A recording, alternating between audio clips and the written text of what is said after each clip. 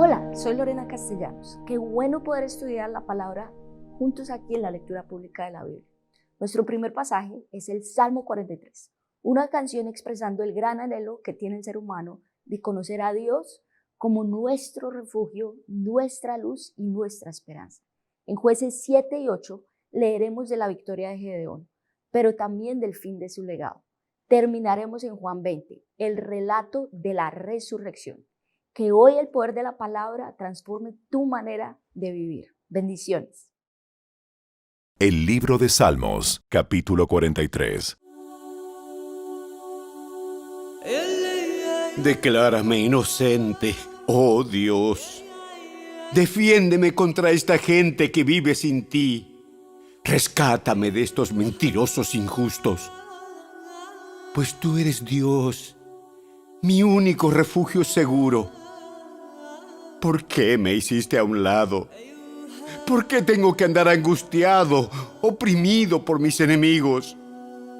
Envía tu luz y tu verdad, que ellas me guíen, que me lleven a tu monte santo, al lugar donde vives. Allí iré al altar de Dios, a Dios mismo, la fuente de toda mi alegría. Te alabaré con mi arpa, oh Dios, mi Dios. ¿Por qué estoy desanimado? ¿Por qué está tan triste mi corazón? Pondré mi esperanza en Dios. Nuevamente lo alabaré, mi Salvador y mi Dios.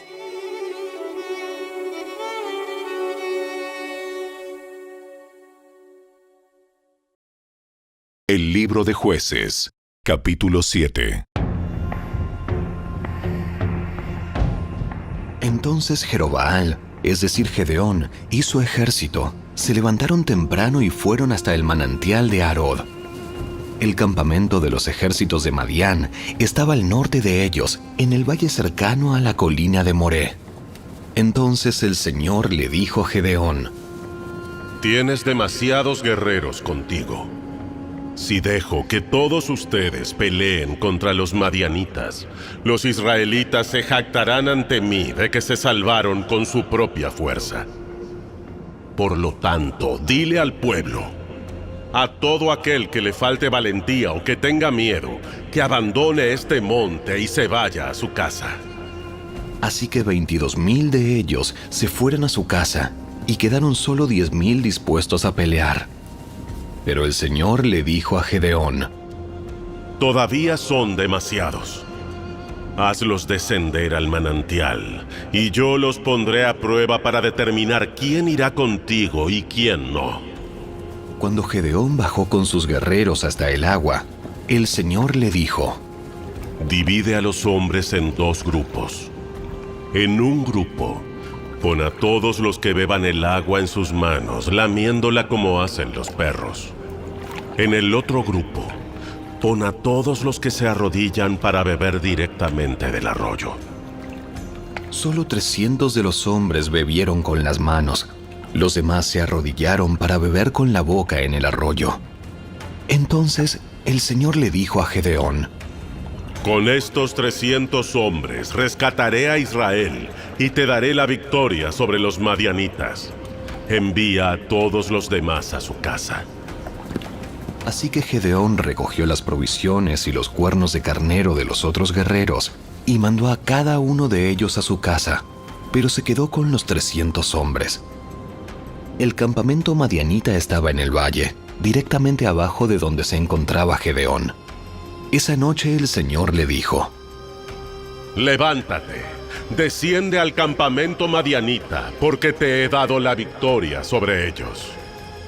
Pero si tienes miedo de atacar, desciende al campamento con tu siervo Fura. Escucha lo que dicen los madianitas y cobrarás mucho ánimo. Entonces estarás ansioso por atacar. Así que Gedeón, acompañado por Fura, descendió hasta el límite del campamento enemigo. Los ejércitos de Madián, de Amalec y del pueblo del oriente se habían establecido en el valle como un enjambre de langostas. Sus camellos eran como los granos de arena a la orilla del mar, imposibles de contar. Entonces Gedeón se acercó sigilosamente, justo cuando un hombre le contaba un sueño a su compañero. Tuve un sueño en el cual un pan de cebada venía rodando cuesta abajo hacia el campamento madianita. Entonces, cuando golpeaba una carpa, la volteaba y la aplastaba. Su compañero le respondió: Tu sueño solo puede significar una cosa. Dios le ha dado a Gedeón, hijo de Joás, el israelita, la victoria sobre Madián y todos sus aliados.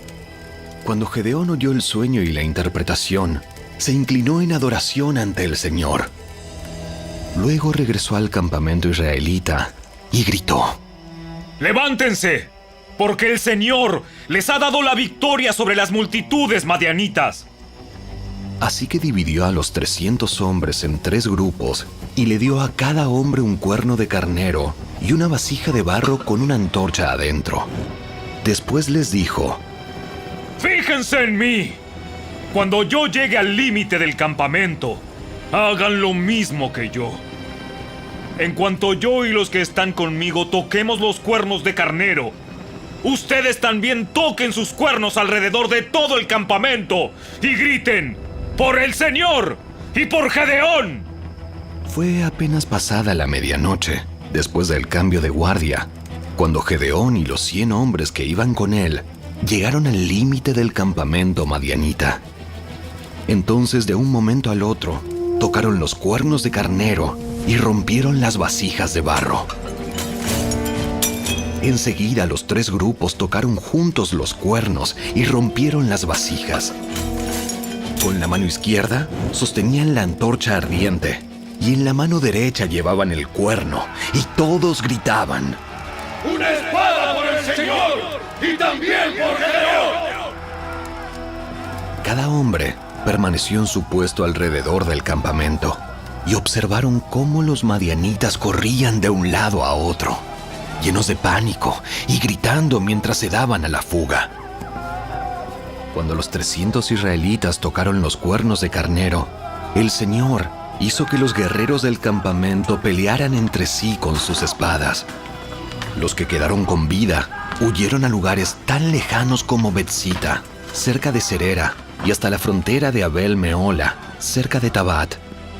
Entonces Gedeón mandó a buscar a los guerreros de Neftalí, de Aser y de Manasés, quienes se unieron para dar caza al ejército de Madián. Gedeón también envió mensajeros por toda la zona montañosa de Efraín, que decían: ¡Desciendan para atacar a los madianitas! ¡Frénenlos antes de que lleguen a los vados del río Jordán en Bet-bara! Así que los hombres de Efraín hicieron lo que se les dijo. Capturaron a Oreb y a Zeeb, los 2 comandantes de los madianitas, y mataron a Oreb en la roca de Oreb y a Zeeb en el lagar de Zeeb, y no dejaron de perseguir a los madianitas. Después los israelitas le llevaron las cabezas de Oreb y Zeeb a Gedeón, quien estaba junto al río Jordán. El libro de Jueces, capítulo 8. Entonces la gente de Efraín le preguntó a Gedeón: ¿Por qué nos has tratado así? ¿Por qué no nos llamaste desde el principio, cuando saliste a pelear con los madianitas? Y tuvieron una fuerte discusión con Gedeón. Pero Gedeón les contestó: ¿Qué he logrado yo comparado con lo que han hecho ustedes? ¿Acaso los racimos olvidados de la cosecha de Efraín no son mucho mejores que todos los cultivos de mi pequeño clan de Abiezer? Dios les dio a ustedes la victoria sobre Oreb y Zeeb, los comandantes del ejército madianita. ¿Qué he logrado yo en comparación con eso? Cuando los hombres de Efraín oyeron la respuesta de Gedeón, se calmó su enojo. Luego Gedeón cruzó el río Jordán con sus 300 hombres, y aunque estaban agotados, continuaron persiguiendo al enemigo. Cuando llegaron a Sucot, Gedeón les pidió a los líderes de la ciudad: Por favor, denles algo de comer a mis guerreros. Están muy cansados. Estoy persiguiendo a Seba y a Salmuna, los reyes de Madián. Pero los líderes de Sucot le respondieron: Primero captura a Seba y a Salmuna. Y después alimentaremos a tu ejército. Cuando el Señor me dé la victoria sobre Seba y Salmuna, volveré y les desgarraré la carne con espinos y zarzas del desierto. Desde allí, Gedeón subió a Peniel y una vez más pidió alimentos, pero obtuvo la misma respuesta. Así que le dijo a la gente de Peniel: Cuando vuelva victorioso, derribaré esta torre. Para entonces, Seba y Salmuna se encontraban en Carcor con unos 15,000 guerreros, que era todo lo que quedaba de los ejércitos aliados del oriente, porque ya habían matado a 120,000. Entonces Gedeón rodeó por la ruta de las caravanas que está al oriente de Noba y Jogbea y tomó al ejército madianita por sorpresa. Así que Seba y Salmuna, los dos reyes madianitas, huyeron, pero Gedeón los persiguió y capturó a todos sus guerreros. Después Gedeón regresó de la batalla por el paso de Eres. Allí capturó a un joven de Sucot y le exigió que pusiera por escrito los nombres de los 77 líderes y ancianos de la ciudad. Luego regresó a Sucot y les dijo a los líderes: Aquí están Seba y Salmuna. Cuando pasamos por aquí antes, ustedes se burlaron de mí diciendo: primero captura a Seba y a Salmuna, y después alimentaremos a tu agotado ejército. Entonces Gedeón tomó a los ancianos de la ciudad y los castigó con espinas y zarzas del desierto para darles una lección. También derribó la torre de Peniel y mató a todos los hombres de la ciudad.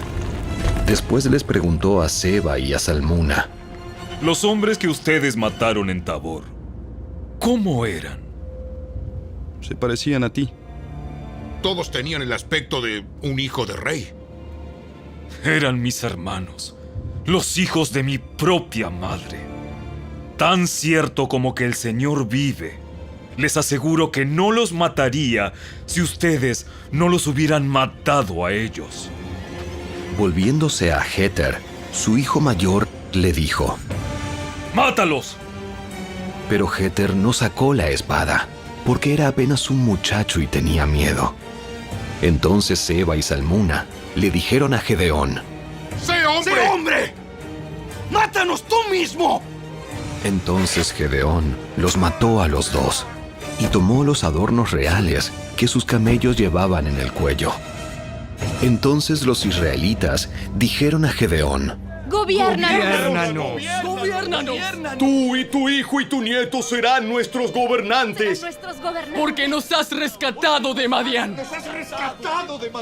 Pero Gedeón respondió: Yo no los gobernaré, ni tampoco mi hijo. El Señor los gobernará. Sin embargo, tengo una petición que hacerles. Que cada uno de ustedes me dé un arete del botín que recogieron de sus enemigos caídos.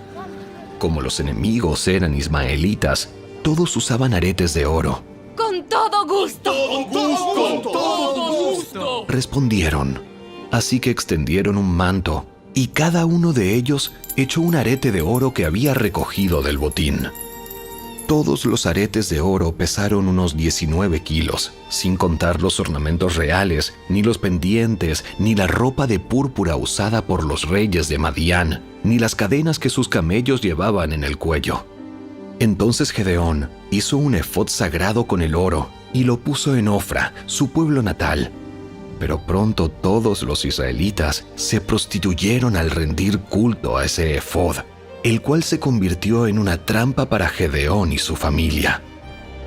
Esa es la historia de cómo el pueblo de Israel derrotó a Madián, y éste nunca se recuperó. Y hubo paz en la tierra durante el resto de la vida de Gedeón, unos 40 años más. Luego Gedeón, hijo de Joás, volvió a su casa. Le nacieron 70 hijos varones, porque tuvo muchas esposas. Además tuvo una concubina en Siquem, que le dio un hijo, a quien él llamó Abimelech.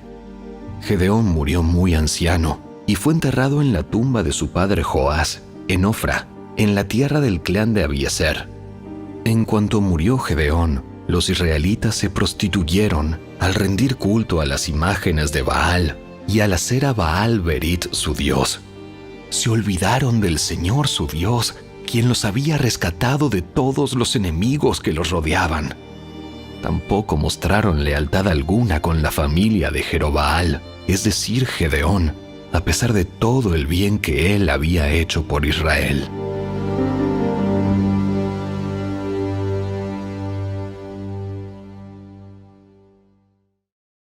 El Evangelio según Juan, capítulo 20. El domingo por la mañana temprano, mientras aún estaba oscuro, María Magdalena llegó a la tumba y vio que habían rodado la piedra de la entrada. Corrió y se encontró con Simón Pedro y con el otro discípulo, a quien Jesús amaba. Les dijo: Sacaron de la tumba el cuerpo del Señor y no sabemos dónde lo pusieron. Pedro y el otro discípulo se dirigieron a la tumba. Ambos iban corriendo, pero el otro discípulo corrió más aprisa que Pedro y llegó primero a la tumba. Se agachó a mirar adentro y vio a los lienzos de lino apoyados ahí, pero no entró. Luego llegó Simón Pedro y entró en la tumba. Él también notó los lienzos de lino allí, pero el lienzo que había cubierto la cabeza de Jesús estaba doblado y colocado aparte de las otras tiras. Entonces el discípulo que había llegado primero a la tumba también entró y vio y creyó, porque hasta ese momento aún no habían entendido las escrituras que decían que Jesús tenía que resucitar de los muertos. Después cada uno se fue a su casa. María se encontraba llorando fuera de la tumba y mientras lloraba, se agachó y miró adentro. Vio a 2 ángeles vestidos con vestiduras blancas, uno sentado a la cabecera y el otro a los pies, en el lugar donde había estado el cuerpo de Jesús. Apreciada mujer, ¿por qué lloras? Porque se han llevado a mi Señor y no sé dónde lo han puesto. Dio la vuelta para irse y vio a alguien que estaba de pie allí. Era Jesús, pero ella no lo reconoció. Apreciada mujer, ¿por qué lloras? ¿A quién buscas? Ella pensó que era el jardinero y le dijo: Señor, si usted se lo ha llevado, dígame dónde lo puso y yo iré a buscarlo. María. Ella giró hacia él y exclamó: Raboní, maestro. No te aferres a mí, porque todavía no he subido al Padre. Pero ve a buscar a mis hermanos y diles: voy a subir a mi Padre y al Padre de ustedes, a mi Dios y al Dios de ustedes. María Magdalena encontró a los discípulos y les dijo: He visto al Señor. Y les dio el mensaje de Jesús. Ese domingo, al atardecer, los discípulos estaban reunidos con las puertas bien cerradas porque tenían miedo de los líderes judíos. De pronto, Jesús estaba de pie en medio de ellos. La paz sea con ustedes. Mientras hablaba, les mostró las heridas de sus manos y su costado. Ellos se llenaron de alegría cuando vieron al Señor. Una vez más les dijo: La paz sea con ustedes. Como el Padre me envió a mí, así yo los envío a ustedes. Entonces sopló sobre ellos y les dijo: Reciban al Espíritu Santo. Si ustedes perdonan los pecados de alguien, esos pecados son perdonados. Si ustedes no los perdonan, esos pecados no son perdonados.